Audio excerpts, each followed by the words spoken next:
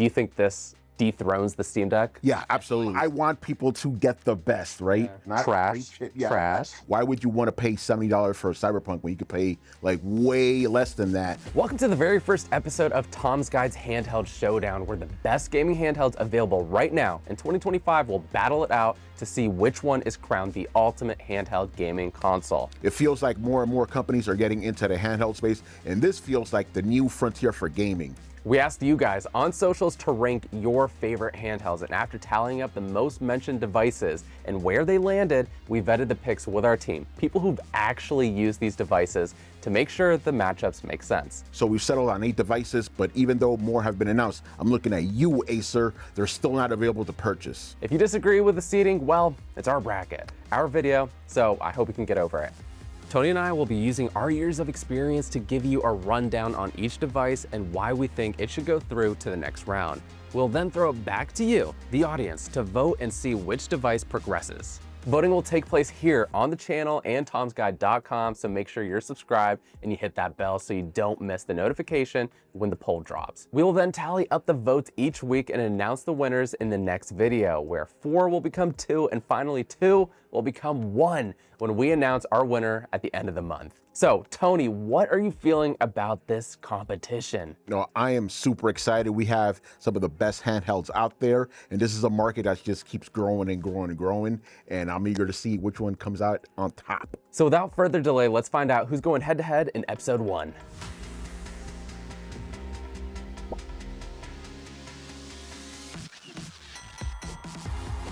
Starting things off, we have the ROG Ally X in our first seed and the Switch 2 surprisingly in our 8th seed. Tony, I see you already making a face. I know you have some really strong opinions on the Switch 2, so let me take that one. But why don't you kick us off with the ROG Ally X? All right, so the ROG Ally X is basically like the original, but just a lot better. It has longer battery life, but still retaining some of the best aspects of its predecessor. That is the 7-inch 1080p display, same ergonomic design, same processor, the Z1 Extreme chip, and it comes in black, which I prefer more than the white. I mean, I think you brought up same processor. How is this a successor to the Ally when we've basically got the same exact performance and now they're charging like another $300? Yes, it is more expensive, but you know, that battery life, if you're out on the road, bro, like you want as much battery life as possible. You don't want it just dying on you like 30 minutes in, you know? And if you want, you can even use this to actually get work done on. So I don't think there's a contest. Yes, it might be more expensive than the Switch, but a lot more expensive. Yeah, but you could do way more with it. But what's the thing you always mention that you hate about this? Yeah, the only main con about this is that even though it does let you play Windows 11 games, it's still Windows 11 and it's annoying navigating through. Especially on the touchscreen. Yeah, especially on touchscreen. That could be a pain, but you at least get a big library. Yeah, so if you try to buy this on ASUS's website, which you actually can't because it's sold out, it's $7.99. Yeah, $7.99. But everywhere that you can actually buy it, bestbuy.com, it's $8.99. So it's even actually gone up in price. Which is not good. All right, so that's the Ally X, but the newest system that we have here is the Switch 2. And I think this has definitely been the one with the most buzz, the most hype. It has a lot of meaningful upgrades over the original Switch, at least for me. I mean, you've got the nicer, bigger display. You have a lot more processing power here. So it actually feels more comparable to these other systems now. It doesn't feel like, you know, just a Switch, or it doesn't just feel like I'm running my Nintendo games. You can actually run games like Cyberpunk 2077, and you're getting comparable performance to the, the Xbox Series S, which is just insane to think about. It's basically an Xbox in your hand now, especially with the new custom NVIDIA processor.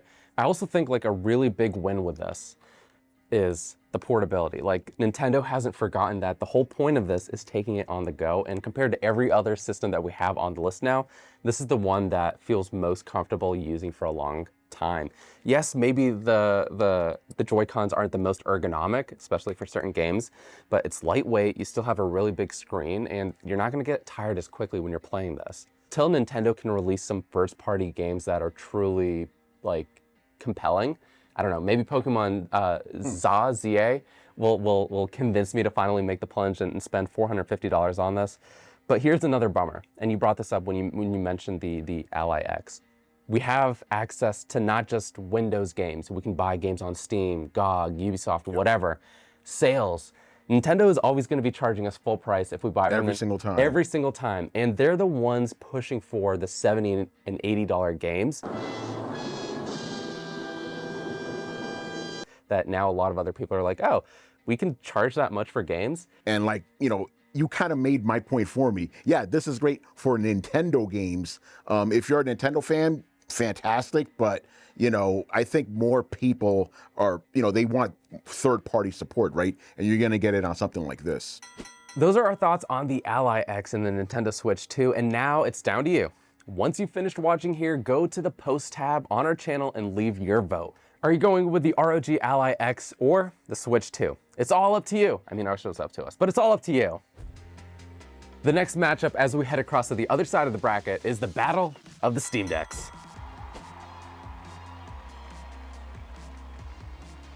I think it makes sense to give a little context. Let's start with the original Steam Deck LCD. All right, so this is the one that pretty much launched the revolution when it comes to handhelds. And even though some people may go, hey, let me get the OLED one, this is still a fantastic console. It's light, sturdy, great ergonomics. You get access to like so many Steam games, and it only costs $399. So yes, it has been outclassed somewhat, but it's still fantastic. Yeah, somewhat. Yeah, somewhat. In every what. Okay, so there's better displays. I mean, before we even get into that, I mean, let's talk about the OLED. So what do we get with the upgraded OLED here? Obviously, the better display. I tested a lot of handhelds, and it's been a while since like I actually had one side by side with one of these, but this does dominate every other handheld when it comes to display. Yes, it's only 720p, but colors pop more. It works a lot better outdoors, and if you're playing on the go a lot, that makes a huge difference. But yes, it's only 720p. You have a really old processor in here, same one as that. So that was a bit of a bummer as well that we didn't get like a performance boost. But like you're saying, Tony, when it comes to value gaming consoles, these two are still really great choices, and it comes down to, do you have a really tight budget, or can you spend a little bit more money and upgrade to the better display that you get with the OLED version? Yeah, and for some people, the $150 difference like really does like factor into this. Yes, the OLED does look absolutely gorgeous, but if you're really tight on a budget, especially with the way the economy is now, you may want to consider, because you're still, at the end of the day, getting the same core experience. You're still getting all the games, the same ergonomic design, the cool back buttons, all the same stuff as this one. This one is a little bit lighter because of the OLED. I think that's something important. But you're not really missing out on much if you decide. You also get better battery life, right? Yeah. Bigger battery in here. So this, you get a better battery life. This is a 50 watt-hour battery versus a 40 watt, so it does last longer. What do you usually get when it comes to battery life? So generally it's about an hour and a half, which isn't great, to be honest. But I am also, playing with the display a little bit brighter settings and, a little bit up because I just want to experience games looking at its best. But even though an hour and 30 minutes isn't great, that's still also comparable to a gaming laptop. So it's not like, crazy bad. When you compared both of these, did you notice like a significant boost in battery life when you switched to the OLED? Maybe about 10 or 15 minutes. That's anecdotal, because we can't test these like we can Windows handhelds, but that little bit could take you home or whatever. Like you're on the train and you got to walk, from the train station, like those 10 minutes could actually make a difference, but it's not like miles apart. But again, at the core experience hasn't fundamentally changed. So you're not really going to go wrong with it. But if you want to save $150, you got the original model right here. And this is still a great handheld for people who are not only new to handhelds, but PC gaming, right? This is a lot more affordable than even like the cheapest gaming laptop. So if you've never played PC games before, you've heard about them, this is a great entry point for both of those, PC gaming and handhelds. That said, if one of these had to go through in the bracket, I mean, I'm leaning towards the OLED. Yeah, again, the original Steam Deck is awesome, but I want people to get the best, right? Yeah. It's got to be the OLED.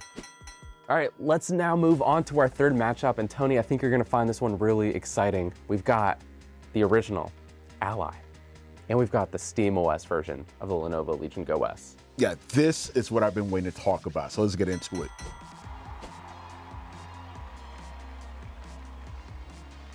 All right, so on a previous video, I said that I would love this handheld with SteamOS. Now, this handheld has the Z1 Extreme processor. So does this one, has SteamOS, and it is amazing. Like, I can't even convey to proper words how awesome this is. Like, you know, it's the Legion Go S, which is already awesome, but it has SteamOS. And the fact that I was able to get this up and running in 5 minutes was just incredible. When we were updating this thing for this video, it took like 50 years. So not 50 years, but it was many, many hours. Yeah, so I had reviewed so many like different Windows 11 handhelds that when I finally just started getting this set up, I'm like, oh my God, look how easy this is. Like this is, SteamOS is just built for handheld gaming. And like the fact that you get like such a strong processor, great ergonomics, like it just puts it over the top for me. I know we just talked about the Steam Deck, but do you think this dethrones the Steam Deck? Yeah, like, officially? absolutely. Like, which I know is shocking because, you know, I've been standing the Steam Deck for years on this channel, but like this is just so much better. Shut up, Siri. But this is just so much better. It's amazing. It's basically the Steam Deck, like, I don't want to say illicit drugs here, but it is a souped up version of the Steam Deck, and it is great. Well, what drug are you going to say? I was going to say on steroids, so I don't think I can say that. You can say steroids. Wait, Yeah. Tony, what happened though? You were so loyal to the Steam Deck. That's what I'm saying. Yeah. Look how easily he caves. Like, oh, we've got better hardware now. That's what I've been saying. That's what I've been saying. Get better hardware with SteamOS, and it's a great great combo. I still think I'm being consistent, right? Because what is the main thing I loved about the Steam Deck? SteamOS, right? So you give me SteamOS on better hardware, that's it, you know? So like, you don't think this is like, so we've got a bigger 8-inch screen here. You don't think that's like too big now? The bigger 8-inch screen does make a big difference, although I will admit, you may not always want to play games at 1080p. They may not look as great. You may want to keep it down to 720p, but that also helps with not only performance, but battery life. So, and also since it's only 8 inches, it won't look terrible as compared to something like the Legion Go, which has a almost 9-inch display. So I think it hits that sweet spot, 8 inches.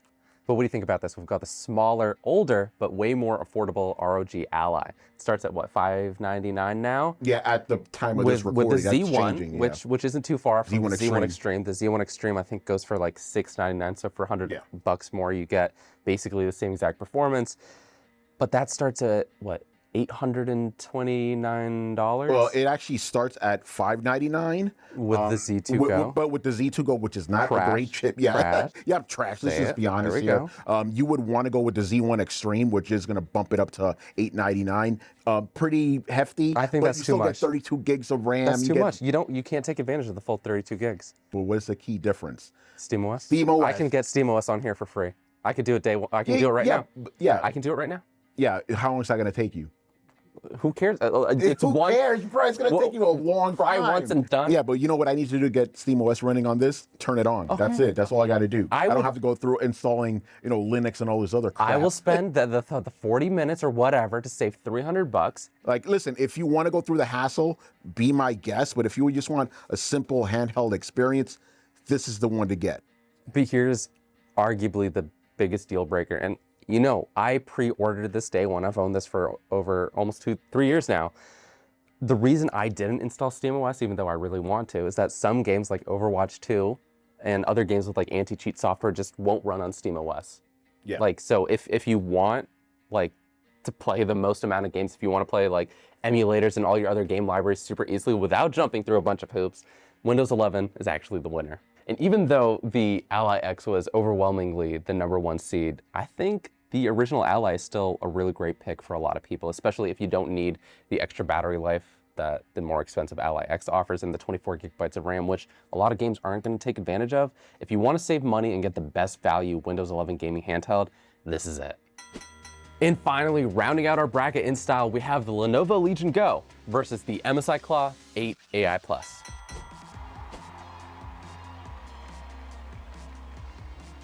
Okay, I really want to talk about the Claw first because I've been following this literally around the world between... Literally. Like between, the rumors, between seeing it under glass where we could look at it, but we couldn't touch it, to finally getting it in hand. I think this is the story of redemption because literally it addresses so many of the issues we had with the original Claw 8 when that came out. So Intel struggled at first with their drivers, and some games just weren't running really well. But then they came with the updated Intel processor, and it delivered much better performance. It was actually, in a lot of games, better than the Z1 Extreme, which is exactly what I've been wanting for years. We've been basically stagnant in terms of performance. Games just basically ran the same. This had more juice to just run a little bit smoother, and not just for games, but like, yes, this is a Windows device. Love it or hate it, but if you want that productivity machine, this feels like a laptop replacement. If you're someone weird like me who docks their handheld and actually uses it as a desktop replacement, this is probably one of the best devices that can do it today. Yeah, so everything you said about the Claw, I pretty much agree with. It is better. The original Claw was not that great. This addressed a lot of the same problems. And a lot of the pros you said about this actually apply to this guy as well, right? Windows 11, good for productivity, access to all your games, which is great. But this still has AMD, which I still think is a little bit more reliable when it comes to drivers and all that. Intel's getting better. So that's why if I had to make a choice, I would side with the Legion Go. And it's also like still kind of the most unique handheld out there in this category. And it has... it's like if the Switch 2 and this had a baby. I mean...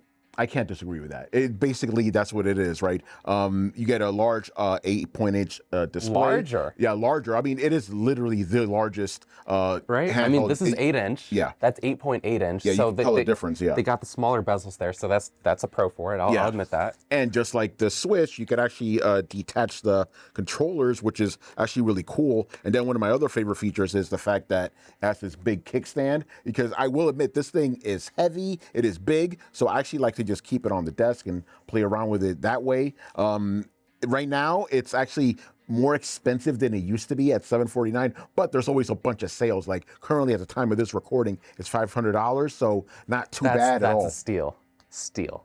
And when I first got to try this out, I'm like, why don't more handhelds have a built-in kickstand? Seems like a no-brainer. Yeah. Maybe you won't want the detachable controllers, but it's nice to have.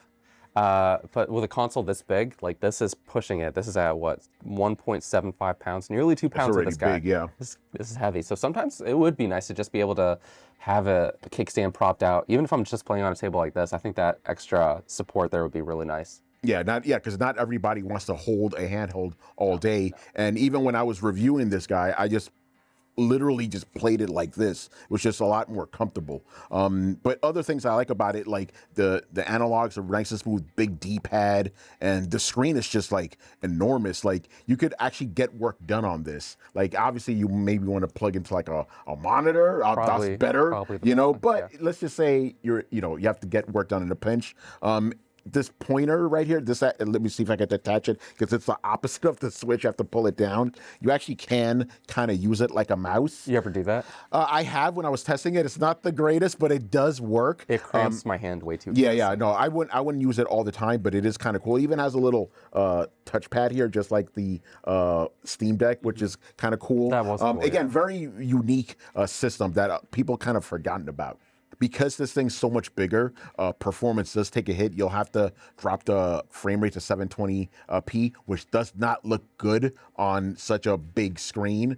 But again, some of the other features could just make it worth it for people. The detachable controllers and the fact you can just prop it up on a table like this. And again, like you said, kickstand. It's such a unique design. And at $500, like if you can find it on sale for that price, I mean, if you're okay with something this big and you like the idea of detachable controllers and a Switch-like experience, I mean, this is super cool. Yeah. But at $899, if you have the budget for it, this is the best performing handheld in this form factor for under $1,000 they can get today.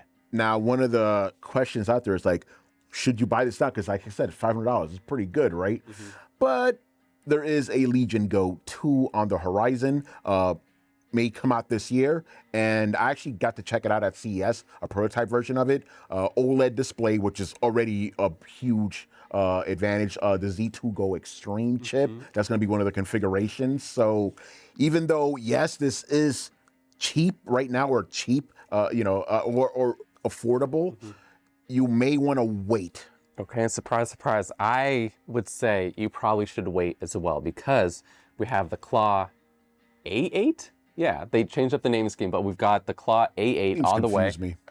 So they dropped AI Plus. They're also dropping Intel, and they're going for the Z2 Extreme as well.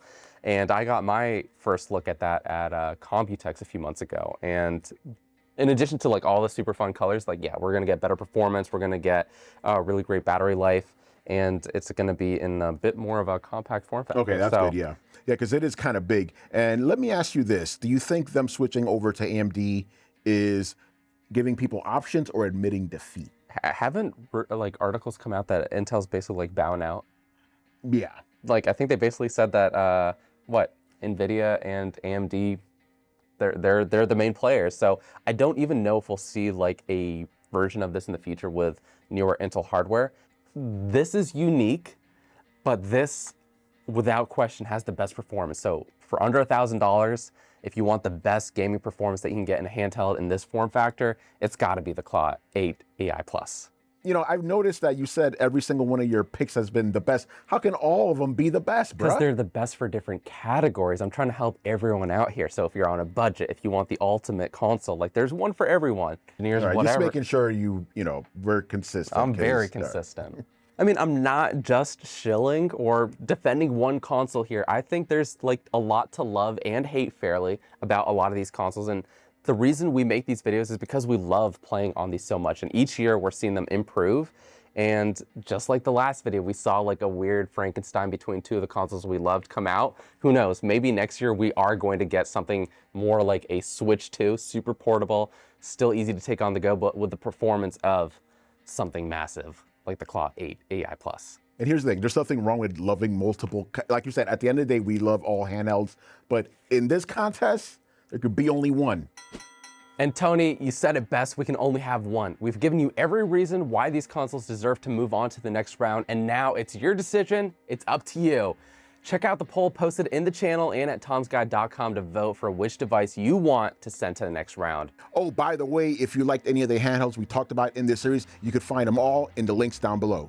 On the channel, you can find our reviews for the ASUS ROG Ally X, Lenovo Legion Go S with SteamOS, MSI Claw 8 AI Plus, and the Nintendo Switch 2, as well as all the other great gaming content that we have. Don't forget to vote for each round's winner and stay tuned for next week's semifinals episode to see which devices make it through. You can find us everywhere at Tom's Guide, and you can follow Tony and I to see what other gaming and cool tech we're checking out. And we'll catch you in the next episode of Handheld Showdown.